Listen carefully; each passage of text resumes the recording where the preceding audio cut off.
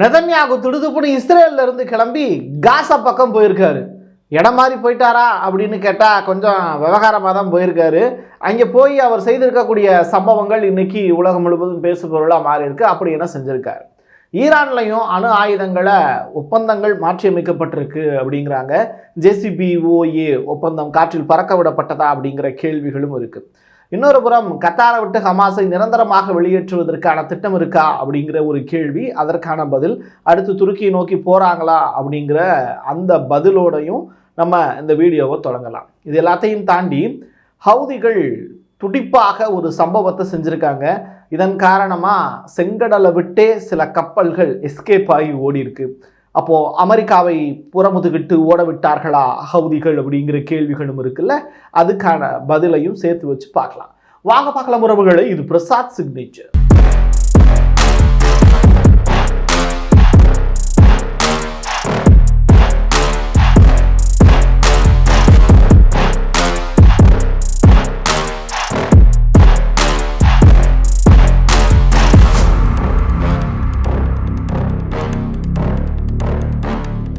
Wall Street Journal அவங்க வெளியிட்டு இருக்கக்கூடிய மிக முக்கியமான அறிவிப்பு அப்படிங்கிறது, எந்த பக்கம் சிரியாவின் பக்கம் தனது செய்தியை பதிவு செய்திருக்கிறார்கள். அதில் அவங்க சொல்லியிருக்கக்கூடிய விஷயம் என்ன அப்படின்னா, சிரியா அப்படிங்கிற நாட்டை பற்றி யாரும் பேசாமல் இருக்கீங்க, அவங்க தாங்க இந்த போரில் ரொம்ப ரொம்ப இம்பார்ட்டண்டான பர்சனு. லெபனானுக்கும் இஸ்ரேலுக்கு இடையில போர் நடக்குதுங்கிறாங்க. அப்படிலாம் கிடையாது.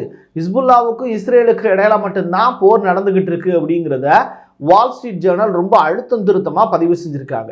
நீங்கள் பத்திரிகைகளில் வரக்கூடிய எழுத்துக்களில் இந்த மிடில் ஈஸ்டில் இருக்கக்கூடிய சில முக்கியமான அமைப்புகளை பற்றி என்ன வார்த்தைகள் சொல்கிறாங்க அப்படிங்கிறது உங்களுக்கே நல்லா தெரியும். பட் அவங்க அதை எப்படி அழகாக சித்தரிக்கிறாங்க பாருங்க. அப்போது சிரியா அப்படிங்கிற கண்ட்ரியில் இருக்கக்கூடிய பிரசிடெண்ட்டாக வம்புக்கு இழுக்கிறாங்க. எப்படி தெரியுமா? ரஷ்யாவில் இருந்து வரக்கூடிய ஆயுதங்கள் எல்லாமே சிரியாவின் வழியாகத்தான் ஹிஸ்புல்லாவுக்கு போய் சேருது. ஹிஸ்புல்லா பயன்படுத்தக்கூடிய எல்லா ஆயுதங்கள்லையும் ஈரானுடைய ஆயுதங்களும் இருக்கு. அதே நேரத்தில் ரஷ்யாவினுடைய ஹோம்மேட் ராக்கெட்ஸ் அவங்களுடையதும் சிரியாவில் இருந்து டைரக்டாக ஹிஸ்புல்லாவுக்கு கடத்தப்பட்டு கொண்டு இருக்கிறது அப்படிங்கிற வார்த்தையை பதிவு செஞ்சுருக்காங்க. ஸோ இந்த லூப்பில் சிரியாவை எப்படியாவது அங்கே இருக்கக்கூடிய ஜனநாயகத்தை குலைப்பதற்கான எல்லா வேலைகளையுமே உலகளாவிய வல்லரசு நாடுகளுடைய பத்திரிகைகள் தொடர்ச்சியாக செய்து வண்ணமாக இருக்கிறது. அமெரிக்காவினுடைய B2 பாம் தெரியுமா உங்களுக்கு? அது செய்யக்கூடிய சாகசங்கள் தெரியுமா உங்களுக்கு? ஹவுதிகளுடைய ஆயுத தொழிற்சாலைகள் மீது நடத்தப்பட்ட தாக்குதல்களை அறிவீர்களா நீங்கள் அப்படிங்கிற மாதிரியான கேள்விகள், அதற்கான பதில்கள் எல்லாம் தொடர்ச்சியாக நம்ம பார்த்துக்கிட்டு தான் இருந்தோம். உலகம் முழுவதும் இந்த B2 பாம் பற்றிய செய்திகள், அமெரிக்காவினுடைய அந்த அதிபயங்கரமான ஆயுதங்கள் பற்றிய செய்திகள்லாம் பரவலாக பேசப்பட்டுச்சு, பார்க்கப்பட்டுச்சு. அதை பற்றி ஒவ்வொருத்தரும் விவாதிக்க ஆரம்பித்தாங்க, இன்க்ளூடிங் அல் ஜசீரா முதற்கொண்டு. இப்படிப்பட்ட நேரத்தில் ஹவுதிகள் USS ஆப்ரஹாம் மீது நடத்தி இருக்கக்கூடிய தாக்குதல், அது யாருப்பா அவரு அப்படின்னு கேட்டிங்கன்னா, அது ஒரு கப்பல். அது டைரெக்டாக செங்கடல் ஏரியாவில் பெரிய போர்க்கப்பல். அந்த போர்க்கப்பலுக்குள்ளே எத்தனையோ ஆயுதங்கள் இருக்குது. அது மட்டுமல்ல, போர் விமானங்களும் இருக்குது. அப்படிப்பட்ட இடத்துலக்குள்ளே பூந்து ஒரு போட்டுக்குள்ளே போய் அந்த போர்க்கப்பலையே அடித்து தொடச்சி தும்சம் பண்ணி புறமுதுகிட்டு ஓட வைத்திருக்கிறார்கள் ஹவுதிகள் அப்படிங்கிற செய்தி தான் பெரிய அளவில் இன்றைக்கி தேதிக்கு பேசு பொருளாக மாறி இருக்கு. அப்போ செங்கடலை விட்டு அமெரிக்கா போயிட்டாங்களா அப்படிங்கிற கேள்விகள் இருக்குல்ல. ஆமாம், செங்கடலை விட்டு அமெரிக்காவினுடைய போர்க்கப்பல்கள் திருப்பி அனுப்பிவிடப்பட்டது. இதை விட இன்னொரு இன்ட்ரெஸ்டிங்கான நியூஸ் சொல்லவா? அனடோலு எஸ் அப்படிங்கிற ஒரு ஷிப்பு. அந்த ஷிப்பு ஒரு வணிக கப்பல். அந்த வணிக கப்பல் மீது ஹவுதிகள் நடத்தி இருக்கக்கூடிய தாக்குதல் அப்படிங்கிறது சரியான அடி அப்படிங்கிறாங்க. அது அப்படியே முழுக்க முழுக்க எரிந்து நாசமாய் போன காட்சிகள்லாம் ஹவுதிகளுடைய அந்த செய்தி தொடர்பாளர் யக்யா சாரி இருக்கார்ல, அவர் பேசி வெளியிட்டு இருக்கக்கூடிய வீடியோக்களும் வெளியாக இருக்குது. அவர் பேசுகிறது நமக்கு புரியலை அப்படின்னாலும் நாங்கள் வீழ்த்து விட்டோம் அப்படிங்கிற வார்த்தையும் எப்போதுமே அவங்க பயன்படுத்துவாங்கல்ல சில வார்த்தைகள், அந்த வார்த்தைகளையும் பயன்படுத்தி வெற்றி நமதே அப்படிங்கிற வார்த்தைகளையும் பதிவு செஞ்சுருக்காங்க. ஸோ இது ரொம்ப ரொம்ப முக்கியமான செய்தியான்னு கேட்டால் ஆமாம், செங்கடலுக்குள்ளே யார் வரதா இருந்தாலுமே ஹவுதிகளுடைய அனுமதி இல்லாமல் வர முடியாது. அனுமதி இல்லாமல் வந்தீங்க அப்படின்னா திரும்பி உசுரோட போக முடியாதுங்கிறது தான் ஹவுதிகளுடைய மிகப்பெரிய அளவிலான சூழ்நிலை. அது எல்லாமே அவங்க பாலஸ்தீனத்தினுடைய விடுதலைக்காக செய்கிறாங்க அப்படிங்கிறது தான் தொடர்ச்சியாக அவங்க முன்வைத்திருக்கு வரக்கூடிய மிக முக்கியமான அஜெண்டா. இஸ்ரேலுடைய செக்யூரிட்டி சீஃப் அவர் துருக்கிக்கு போயிருக்காரு. யார்? சின்பட் டீம் இருக்கே அந்த நபரா அப்படின்னு கேட்டால் ஆமாம், மொசாட்டினுடைய மிக முக்கியமான நபர், சின்பட் டீமினுடைய மிக முக்கியமான நபர். இவங்க 2 பேரும் சேர்ந்து ஏற்கனவே வந்து கத்தாரில் பேச்சுவார்த்தை நடத்தினாங்க. அதில் ஹமாஸ் வந்து பங்கேற்கல. அப்படிப்பட்ட நேரத்தில் சரி இனிமேல் சீஸ் ஃபயர் டீலுக்கு வாய்ப்பு இல்லை அப்படிங்கிறதுனால அமெரிக்கா வந்து கத்தாருக்கு அழுத்தம் கொடுத்து டோட்டலாக ஹமாஸை வந்து தலைமையகத்தை காலி பண்ண சொல்லுங்கள், கத்தாரில் அதையா செஞ்சு விடுங்க அப்படிங்கிற விஷயத்த ஹமாஸுக்கு ப்ரெஷர் ஏற்படுத்துங்க அப்படின்னு சொல்லியிருந்தாங்க. இதன் காரணமாக ஹமாஸுக்கு ப்ரெஷர் ஏற்படுத்தப்பட்டது. இப்போது என்ன சொல்கிறாங்க அப்படின்னா, டைரெக்டாக வந்து மீட்டிங்கை வந்து துருக்கி பக்கம் ஆர்கனைஸ் பண்ணியிருக்காங்க. துருக்கி பக்கமே வந்து ஹமாஸை வந்து மடைமாற்றக்கூடிய வேலையை செய்ய போகிறாங்க.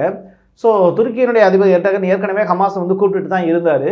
இப்போது ஹமாஸ் வந்து பெர்மனண்ட்டாக இல்லாமல் டெம்பரவரியாக துருக்கிக்கு தனது தலைமையகத்தை மாற்றுவதற்கான திட்டங்கள் வைத்திருக்கிறதாக சொல்லப்படுது. இப்படிப்பட்ட நேரத்தில் கத்தார்ட்ட ஒரு கேள்வி கேட்குறாங்க, நீங்கள் ஹமாஸை துடைத்தெறிந்திருக்கிறீர்களா அப்படிங்கிற கேள்வி. அழுத்தத்தின் காரணமாக இந்த முடிவு, அதே நேரத்தில் இட்ஸ் நாட் பெர்மனன்ட் மூவ் அப்படிங்கிற ஒரு ஸ்டேட்மெண்ட்டையும் சொல்லியிருக்காங்க. ஸோ சீஸ் ஃபயர் டீல் என்னாச்சு அப்படிங்கிற கேள்வி இருக்குல்ல, அந்த இடத்துல தான் நெதன்யாகு அவர்கள் நேரடியாக காசாவுக்கு போய் இறங்கி இருக்கக்கூடிய செய்திகள் இப்போ பேசுபொருளாக மாறி இருக்கு.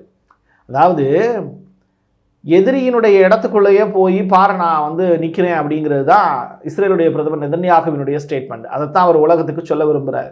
ஆனால் தொடர்ச்சியாக ஹமாஸ் டிஃபென்ஸ் பொசிஷனில் இருக்காங்க, ஐடிஎஃப் அட்டாக்கிங் மோடில் இருக்காங்க.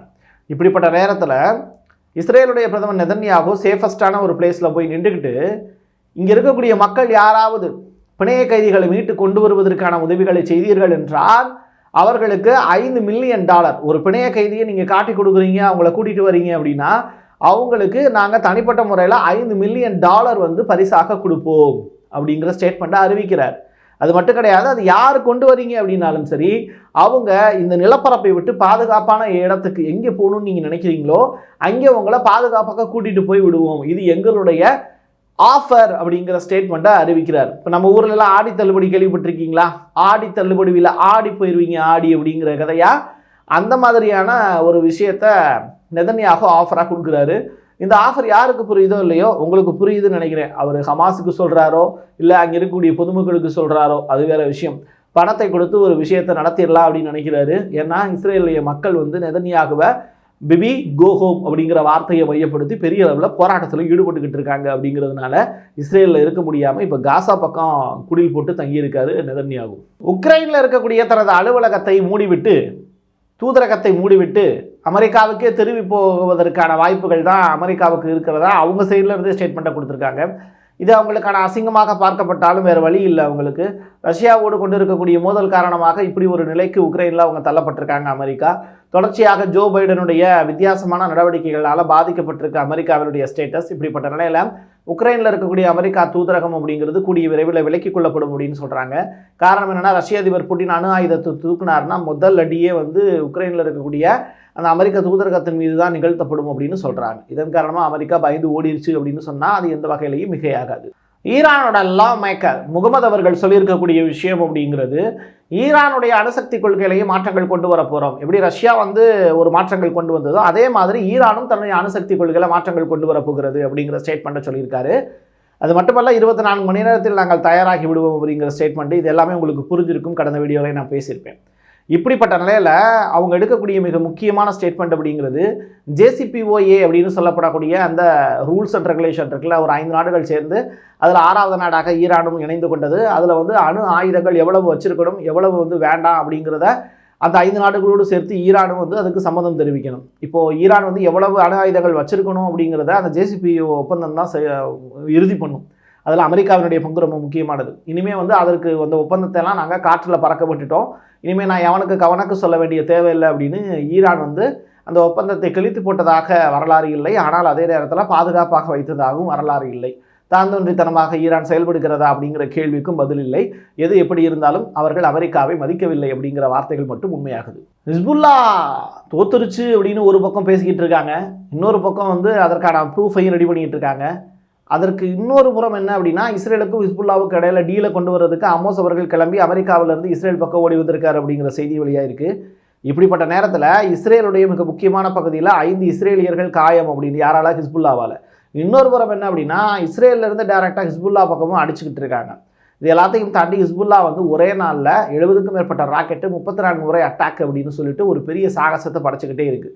இருக்கக்கூடிய ஆயுதங்கள் எல்லாத்தையுமே விற்று தீர்க்கிறது ஒரு பக்கம், அதை பயன்படுத்தி அழிப்பது வேறுபுறம். இப்படிப்பட்ட வேலையை தான் தொடர்ச்சியாக ஹிஸ்புல்லா செய்து கொண்டிருக்கிறது. அப்படிங்கிறதுனால இஸ்ரேலுடைய ஐடிஎஃப் படை ஹிஸ்புல்லாவை சமாளிக்க முடியாமல் திணறிக்கிட்டு இருக்காங்க அப்படிங்கிறது தான். ஆனால் தெற்கு லெபனானை விட்டு கொடுப்பதற்கு இஸ்ரேல் தயாராக இல்லை, அது முழுமையாக கைப்பற்றி விட்டார்கள் அப்படிங்கிற செய்தி தான் வருத்தம் அளிக்கக்கூடிய செய்தி. யாருக்கு? ஹிஸ்புல்லாவுக்கு, லெபனானுக்கு, அது மட்டுமல்ல ஹமாஸை நம்பி வாழக்கூடிய பாலஸ்தீன மக்களுக்கு. இஸ்ரேலுடைய எம்பி வட்டக் அப்படிங்கிறவர் நெதன்யாஹுவுக்கு எதிராக குரல் எழுப்பியிருக்கார். ஹீப்ரு மொழியில் பேசி இருக்கக்கூடிய வார்த்தைகள் நமக்கு புரியலை, ஆனால் டிரான்ஸ்லேட் பண்ணி பார்க்கும்போது நெதன்யாஹுவை அவர் கெட்ட வார்த்தையில் திட்டாத குறை தான். தொடர்ச்சியாக இஸ்ரேலில் நடக்கக்கூடிய சம்பவங்கள் அப்படிங்கிறது நெதன்யாஹுவுக்கு நெகட்டிவ் ஃபீட்பேக்கை ஏற்படுத்தியிருக்கு. அப்படிங்கிறதுனால தான் நெதன்யாஹு இஸ்ரேலை விட்டு காசா பகுதிக்கு இப்போ முகாம் அமைத்து தங்கி இருக்கிறார் அப்படிங்கிற செய்திகள் வெளியாகுது. பார்லிமெண்ட்டுக்குள்ளேயும் சரி, அங்கே இருக்கக்கூடிய மிக முக்கியமான போர் அமைச்சரவையிலையும் சரி, நெதன்யாஹுவை கழுவி ஊற்றிக்கிட்டு இருக்காங்க அப்படிங்கிறது தான் காண்பதற்கு அரிய காட்சியாக டெலகிராமில் வந்துகிட்டு இருக்கு. ஈராக் பக்கம் என்னப்பா செய்தி அப்படின்னு சொல்லிட்டு சில பேர் கேட்டாங்க. அந்த வகையில் ஈராக்கில் வந்து சென்செக்ஸ் எடுத்துக்கிட்டு இருக்காங்க. 9 வயது சிறுமிக்கு கூட கல்யாணம் பண்ணலாம் அப்படிங்கிற மாதிரியான ரூல்ஸ் அண்ட் ரெகுலேஷன்லாம் திருத்தப்படும் அப்படின்னு சொல்கிறாங்க. இப்படிப்பட்ட சூழ்நிலையில் ஈராக்கில் மறுபடியும் மக்கள் தொகை கணக்கெடுப்பு அப்படிங்கிறது நடத்தப்படுது. 45 ஆண்டுகளுக்கு ஒரு பின்னாடி இப்போ நடத்துகிறாங்க. இது ரொம்ப ரொம்ப இம்பார்ட்டன்ட் தான். ஏன்னா ஈராக்கில் இருக்கக்கூடிய மிக முக்கியமான பகுதிகள் எல்லாம் இப்போ தான் எலெக்ஷன் நடந்துச்சு. நம்ம ஊரில் உள்ளாட்சி தேர்தல் எப்படி நடக்குமோ அதே மாதிரி அங்கே நடந்தது. மறுபடியும் இப்போது புதியதொரு சென்செக்ஸ் அப்படிங்கிறது மக்களுக்கு அவங்களுக்கு தேவையான வாய்ப்புகளை உருவாக்கிக்கலாம். கவர்மெண்ட் புதிதாக தேர்ந்தெடுக்கப்பட்டிருக்காங்க, அவரும் அமெரிக்க ட்ரூப்ஸ்லாம் வெளியேறணும்னு சொல்லியிருக்காரு. கொஞ்சம் கொஞ்சமாக ஈராக் வந்து ஒரு பெரிய சாம்ராஜ்யத்தை மறுபடியும் கட்டமைப்பதற்கான வேலையை செய்ய தொடங்கியிருக்காங்க அப்படிங்கிறது தான் கிடைக்கக்கூடிய செய்தி. ஒரே நாளில் காசாவில் 19 பேர் இறந்து போயிருக்காங்க. இன்றைக்கி செவ்வாய்க்கிழமை அப்படிங்கிறதுனால அங்கே இருக்கக்கூடிய அமெரிக்காவினுடைய மிக முக்கியமான யூஎஸ் செனட்டர்ஸ்லாம் இருப்பாங்க, சிண்டிகேட்டை சேர்ந்த நபர்கள் இருப்பாங்க, அது மட்டும் இல்லை ரெப்ரசன்டேட்டிவ் ஆஃப் அந்த கொலீக்ஸ்லாம் இருப்பாங்க. இவங்க எல்லாமே வந்து காசாவுக்கு நிதி கொடுக்கலாமா வேணாமா அப்படிங்கிறத பற்றி தீர்மானங்கள்லாம் புதன்கிழமை வந்து ஓட்டு போடக்கூடிய நிகழ்வுகள் அமெரிக்க காங்கிரஸ் சபையில் நடைபெறும் செய்தி சொல்லியிருந்தோம்.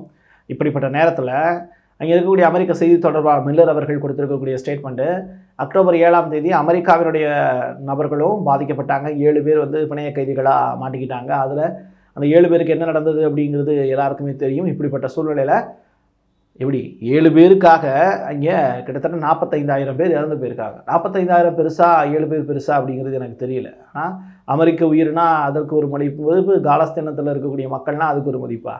இது எந்த வகையில் நியாயம் அப்படிங்கிறது எனக்கு புரியல.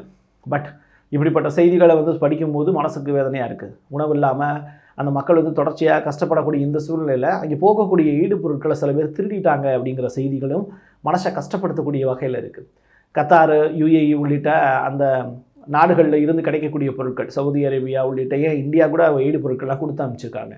ஸோ அந்த உணவுப் பொருட்களை வந்து எய்டு வேன் வந்து ட்ரக் போயிட்டு இருக்கும்போது அதன் மீது தாக்குதல் நடத்தி உணவுப் பொருட்கள் ஏகப்பட்ட சேதமாக இருக்குது. அதை பயன்படுத்த முடியாத நிலை. சரியான நபர்களுக்கு போய் சேர்ந்துச்சா அப்படின்னு கேட்டால் அப்படியும் கிடையாது. ஆனால் அது திருடிட்டு அட்டாக் நடத்தி ஒரு குரூப் வந்து அதை திருடிட்டு போகக்கூடிய காட்சிகள்லாம் டெலகிராமில் வெளியாகிருக்கு. இது உண்மையிலேயே பார்க்குறதுக்கு வருந்தத்தக்க ஒரு செய்தி தான். பாதிக்கப்பட்ட மக்களுக்காக அனுப்பக்கூடிய அந்த உணவுப் பொருட்கள் யாருக்கு போகுது அப்படிங்கிற பெருத்த கேள்விகள் இருக்குது. அதற்கான சரியான ரிப்போர்ட்டும் நமக்கு கிடைக்கல. எதுபடி இருந்தாலும் சரி, பாலஸ்தீன மக்களுக்கு போகக்கூடிய அந்த எய்டு பொருட்கள் கிடைக்கல, அவங்களுக்கு கிடைக்கல அப்படிங்கும்போது வருத்தமாக தான் இருக்குது. என் கையெழுத்து என் மக்களுக்கானது. உறவுகளை மீண்டும் ஒரு பதிவில் சந்திக்கலாம். நன்றி, வணக்கம்.